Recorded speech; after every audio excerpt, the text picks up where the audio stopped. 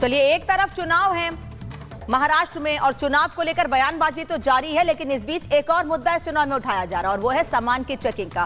पहले उद्धव ठाकरे से नाराज दिखे, शरद पवार नाराज दिखे और अब राहुल गांधी को लेकर यह सवाल उठ रहा है कि क्या राहुल गांधी कानून नहीं मानेंगे, क्योंकि राहुल गांधी के सामान की भी चेकिंग हुई है और उनके सामान की चेकिंग के बाद भी यह सवाल उठ रहा है कि आखिर राहुल गांधी के सामान की चेकिंग क्यों की गई है। क्योंकि उद्धव ठाकरे के सामान की चेकिंग की गई तो कहा गया कि भाजपा शासित राज्य में चुनाव के समय क्या पूर्व मुख्यमंत्री के सामान की भी चेकिंग होगी, और अब राहुल गांधी के सामान की चेकिंग की गई तब भी यह सवाल उठाया जा रहा है कि आखिर राहुल गांधी के हेलीकॉप्टर की या उनके सामान की चेकिंग क्यों की गई है। लेकिन ये प्रोसेस है, ये प्रोटोकॉल है और इसीलिए इसको देखते हुए सभी की गाड़ियों, सभी के सामानों की, सभी के चॉपर्स की चेकिंग की जा रही है। लेकिन इस पर राहुल गांधी समेत तमाम विपक्ष के नेता नाराज है कि भाई वो तो वीवीआईपी हैं, उनके सामान की चेकिंग कैसे हो सकती है। अब 5 तस्वीरें आपको दिखा देते हैं। केवल विपक्ष के नेताओं के सामान की चेकिंग नहीं हो रही है, बल्कि खुद नितिन गडकरी जो सड़क परिवहन मंत्री हैं, देवेंद्र फडणवीस उप मुख्यमंत्री हैं महाराष्ट्र के, अमित शाह गृह मंत्री, एकनाथ शिंदे मुख्यमंत्री महाराष्ट्र के और अजीत पवार उप मुख्यमंत्री महाराष्ट्र के, उन सभी लोगों के सामानों की चेकिंग हुई है। क्योंकि जैसे ही ये सवाल उठाया गया कि विपक्ष के नेताओं के सामान की चेकिंग हो रही है, उसके बाद बाकायदा वीडियो जारी करके ये बताया गया है बीजेपी के नेताओं की ओर से कि साहब खाली आपके सामान की चेकिंग नहीं हो रही है, ये नियम है और नियम में हर कोई आता है, ये कानून है और इसीलिए सभी के सामान की चेकिंग होगी। अब बता दें आपको कि एक तरफ राहुल गांधी के सामान की चेकिंग हुई है, वहीं दूसरी ओर राहुल गांधी, ऐसा लग रहा है राहुल गांधी का ध्यान भटक गया है, वो उल जलूल बयान दे रहे हैं, अपने सामान की चेकिंग होने से इतना ज्यादा घबरा गए हैं, इतना परेशान हो गए हैं कि वो कुछ भी बयान दे रहे हैं। राहुल गांधी ने अमरावती में एक सभा को संबोधित करते हुए प्रधानमंत्री के लिए आप शब्दों का इस्तेमाल किया, तो अब भारतीय जनता पार्टी के नेता उन पर हमलावर हैं। दोनों ओर से क्या कहा गया है, सुनिए पहले राहुल गांधी ने क्या कहा। जो हम बोलते हैं वही मोदी जी आजकल बोल रहे हैं। पता नहीं शायद मेमोरी लॉस हो गया है। जैसे अमेरिका का पूर्व राष्ट्रपति था, कभी कुछ बोलता था, कभी कुछ बोलता था, भूल जाता था, उसको याद दिलाना पड़ता था पीछे से, भैया आपको ये नहीं बोलना, आपको ये बोलना है। उनका मेमोरी लॉस हो गया था। वैसे ही हमारी प्रधानमंत्री का मेमोरी लॉस हो रहा है। अगर आप प्रधानमंत्री जी का भाषण सुनेंगे 1 घंटा, वो कभी पेपर नहीं देखते हैं। वो राहुल जी को 1-1 मिनट के लिए भी छोटे छोटे चिट्स जो है वो उनको देने पड़ते हैं, नहीं तो वो बात नहीं कर सकते, 1 मिनट बात नहीं कर सकते हैं राहुल गांधी। और वो कह रहे हैं कि उनको मेमोरी लॉस नहीं है। आई थिंक उनको थोड़ी तहजीब होनी चाहिए बात करने की। राहुल गांधी जी परिवारवाद की जमींदारी के युवराज हैं, भाई बहन विद्वान हैं, अपनी विद्वता का प्रकटीकरण अरे सोने के चम्मच लेकर जन्म लिए हैं। आपकी पहचान क्या है? नेहरू परिवार,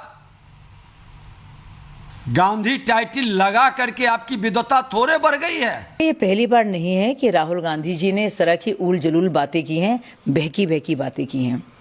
तो देखिए, याददाश्त तभी हो सकती है अगर दिमाग हो, मेमोरी तो तभी होगी अगर माइंड हो।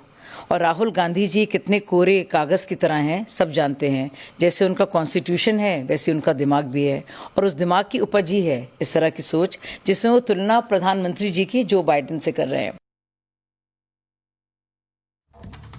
खैर, बीजेपी के नेता हमलावर हैं और इन बयानों को सुन के आप भी समझ गए होंगे कि आखिर मेमोरी लॉस हुआ किसका है। खैर, बढ़ते हैं आगे और अब बात कर लेते हैं बाबा रामदेव की, क्योंकि वक्फ बोर्ड बनाम सनातन बोर्ड की लड़ाई दिल्ली तक पहुंच चुकी है। पहले 3 नवंबर को अरशद मदनी ने दिल्ली के इंदिरा गांधी इंडोर स्टेडियम से वक्फ बिल के खिलाफ ताकत दिखाई, तो शनिवार को दिल्ली में ही धर्म संसद बैठा दी गई। हिंदुओं ने सनातन बोर्ड की मांग का शंखनाद कर दिया है और अब वक्फ बोर्ड के खिलाफ सनातन बोर्ड की मांग की मैदान में बाबा रामदेव भी उतर गए हैं। बाबा रामदेव हिंदू विरोधी गैंग पर जमकर बरसे।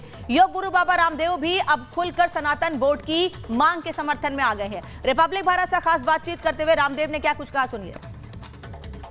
देखिए, सनातन बोर्ड कहो, हिंदू बोर्ड कहो, पूरे सनातन धर्मियों को संगठित रहना चाहिए। हम तो एकत्व के, सह अस्तित्व के, विश्व बंधुत्व के, वसुधैव कुटुंबकम के उपासक हैं। इसलिए जाति पंथों के बंटवारे झूठ का है, तेरे द्वारे तेरे लिए सब एक समान, कोई नीच न कोई महान, सारा जग तेरी संतान के हम उपासक हैं। सब हिंदू एक मिलकर के रहेंगे, एक रहेंगे तो सेफ रहेंगे। ये तो संकल्प अब सब जगह गूंज रहा ही है। अरे ये तो अभी संसद भवन पे, मंदिरों पे, इन्हीं पे दावा कर रहे हैं, कल को पूरे भारत पर ही दावा ठोकने लगे। ये सब बकवास बातें हैं। ये भारत मूलतः सनातन धर्मियों का भारत है, हमने सबको पनाह दे रखी है, हम किसी के ऊपर कोई आक्षेप नहीं कर रहे हैं, लेकिन मूल देश यह सनातन धर्मियों का देश है, हम सबको आदर करते हैं, तो इसमें ज्यादा ऊंची नीची बातें ना करें।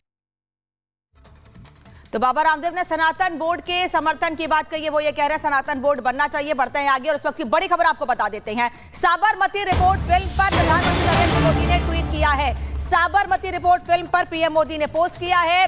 सच्चाई अब सामने आ रही है, पीएम मोदी ने ट्वीट किया है। वो ये लिख रहे हैं कि फेक नैरेटिव ज्यादा दिन नहीं चल सकता है, आम लोग सच्चाई को जानेंगे। साबरमती रिपोर्ट नाम की फिल्म में गोधरा कांड का सच बताया गया है।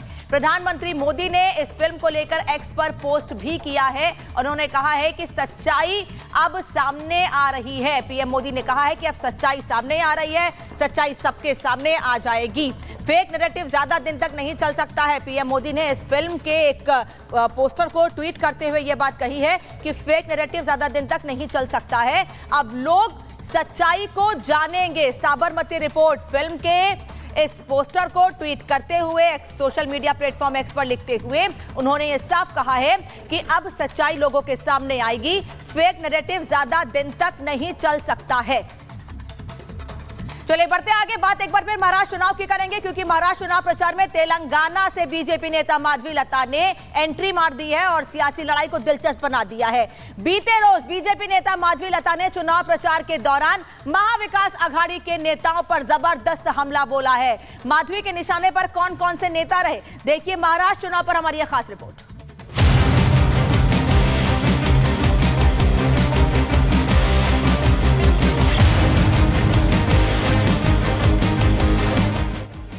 महाराष्ट्र का रण, माधवी का प्रण, सियासी लड़ाई धर्म युद्ध तक आई।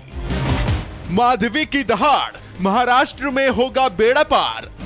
महाराष्ट्र की राजनीति में इन दिनों सियासी उबाल आया हुआ है।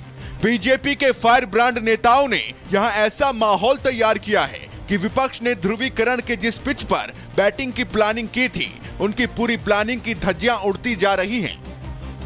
अली से लेकर बजरंग बली तक के जिक्र ने यहाँ हिंदू एकता का ऐसा माहौल तैयार किया है कि बड़े बड़े सियासी सुरमा भी कंफ्यूज हो गए हैं। पीएम मोदी और सीएम योगी के नारों ने पहले ही यहाँ विपक्ष की बाजी पलट दी थी, उस पर अब तेलंगाना की बीजेपी नेता माधवी लता की एंट्री ने महाराष्ट्र के गरमाए सियासी माहौल में और गर्मी फूंक दी है।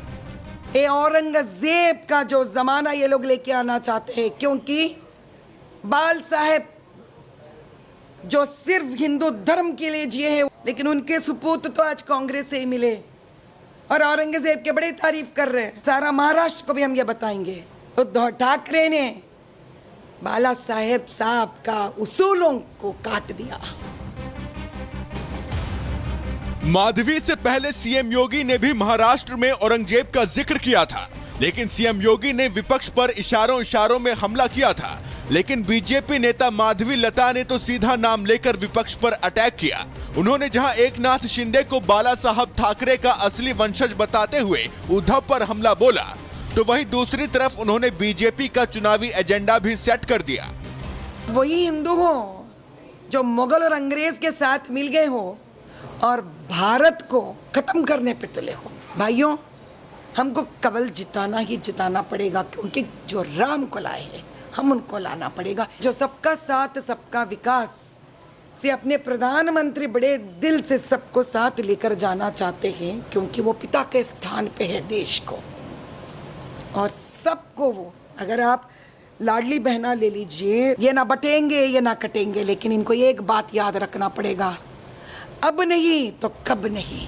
बीजेपी महाराष्ट्र में बेहद आक्रामक है। हिंदू एकता का जो एजेंडा पीएम मोदी और सीएम योगी ने यहाँ सेट किया, उस एजेंडे को ठीक उसी अंदाज में बीजेपी नेता माधवी लता आगे लेकर चल रही हैं। बेशक अगर बीजेपी की ये फायर ब्रांड नेता यहाँ कुछ और दिन रह गई, तो विपक्ष की बची खुची प्लानिंग भी मटिया मेट हो जाएगी।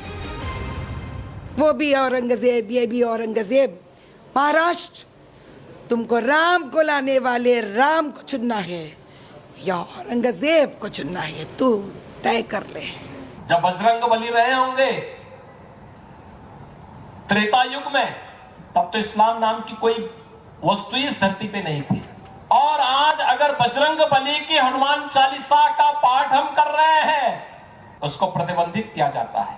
और जिन्हें बजरंग बली पसंद नहीं है, उन्हें जो पसंद है वहां जाएं। भारत के अंदर कौन ऐसा भारतीय होगा जो राम को न मानता हो, जो बजरंग बली को न मानता हो। बहरहाल महाराष्ट्र में चुनावी सरगर्मी चरम पर है। सभी राजनीतिक दल अपने अपने स्तर पर इस युद्ध में कमर कसे हुए हैं। जैसे जैसे चुनाव की तारीख करीब आ रही है, वैसे वैसे राजनीतिक प्रहार और बयानों की बौछार हो रही है। लेकिन जो मौजूदा माहौल है, उसे देखते हुए ये तय दिख रहा है कि फिलहाल बीजेपी नेताओं के करारे हमलों की गांठ विपक्ष के किसी नेता के पास नहीं है। Bureau report, Republic Bharat. तो महाराष्ट्र चुनाव में इस बार कई ऐसे मुद्दे देखने को मिले हैं जिसको लेकर जनता के बीच सही तरीके से मैसेज किया जाना चाहिए। सरकार बनेगी तो जनता के लिए क्या करेगी, विपक्ष ये मैसेज देने में कहीं सक्षम नहीं रहा है, सफल नहीं रहा है। तो वहीं दूसरी ओर बीजेपी का ये भी आरोप है कि विपक्ष के नेता लगातार जनता को बरगलाने की कोशिश कर रहे हैं, उनसे गलत वादे कर रहे हैं। चलिए बढ़ते हैं आगे और बात अब कर लेते हैं झारखंड की, क्योंकि महाराष्ट्र में तो चुनाव है ही, लेकिन झारखंड में भी चुनाव है। 13 नवंबर को झारखंड में पहले फेज की वोटिंग हुई, 20 तारीख को दूसरे फेज की वोटिंग होनी है। तो वहीं दूसरी ओर अब झारखंड ऐसा लग रहा है कि पश्चिम बंगाल की राह पर चल पड़ा है, क्योंकि पश्चिम बंगाल में अब तक चुनावों में हिंसा देखने को मिल रही थी। चुनाव हो या उपचुनाव हो, लगातार पश्चिम बंगाल में हिंसा देखने को मिलती थी, लेकिन अब झारखंड में भी हिंसा देखने को मिली है, क्योंकि पाकुड़ से आजसू प्रत्याशी के ऊपर बम से हमला किया गया है। इसीलिए यह कहा जा रहा है कि क्या पश्चिम बंगाल की हरकतें, पश्चिम बंगाल की आदत जो वहां चुनाव होते हैं और वहां भड़काने की कोशिश की जाती है, क्या पश्चिम बंगाल से सटे हुए लगे हुए झारखंड में भी वही हालात बन गए हैं? क्योंकि हमले के बाद कई सवाल उठ रहे, बताया जा रहा है कि आजसू प्रत्याशी ने बीजेपी